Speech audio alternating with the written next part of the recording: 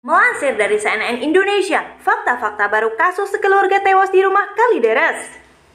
Kasus kematian satu keluarga di Kalideres, Jakarta Barat masih belum terungkap setelah sekitar sepekan temuan. Kepolisian masih terus menyelidiki dari segala lini agar dapat menyingkap akhir dari kasus tersebut. Hingga Jumat 18 November, atau satu pekan setelah berita pertama kasus ini mengemuka, kepolisian masih belum bisa menyingkap kasus kematian 4 orang tersebut. Namun demikian, ada sejumlah fakta-fakta baru yang didapat setelah penyelidikan berjalan selama 1 pekan terakhir. Berikut rangkuman fakta-fakta terbaru dari kasus kematian satu keluarga di Kalideres.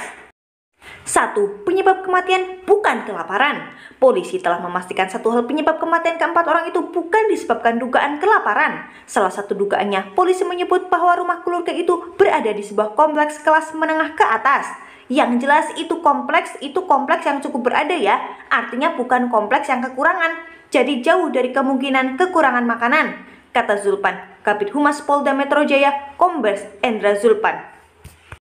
2. Periksa 2 anak dari keluarga. Polisi turut memeriksa 2 anak dari keluarga yang ditemukan tewas. Zulpan mengungkapkan bahwa keluarga itu ternyata memiliki 2 anak lain yang tinggal di daerah Bekasi. Selain itu, Zulpan penyidik juga telah memeriksa sejumlah saksi lain untuk digali keterangannya terkait kematian satu keluarga tersebut.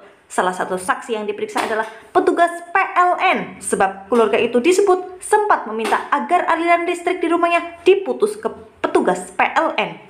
2 orang security, ketua RT, dan petugas PLN. Keterangan dibutuhkan penyidik untuk bisa menemukan titik terang penyebab kematian, tutur Zulpan.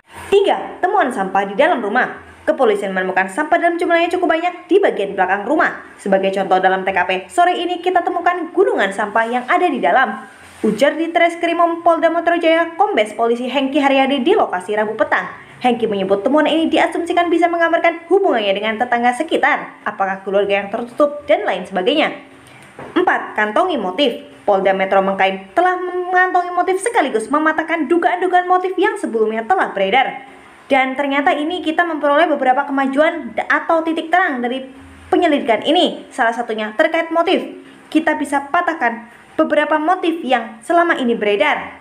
5. Belatung pengukur waktu kematian. Hasil gelar olah TKP juga menemukan belatung yang disebut bisa membuat terang ihwal waktu kematian para korban. Karena kami menemukan misalnya belatung dan ini bisa mengarahkan kapan dia meninggal. Nah, ini tim ahli, kata Hengki. Tetapi ia enggan untuk membeberkan temuan belatung itu terdapat di seluruh korban atau hanya salah satu. Selain itu, pihak kepolisian juga turut membuka kans untuk melibatkan ahli serangga atau entomologi dalam membongkar kasus ini.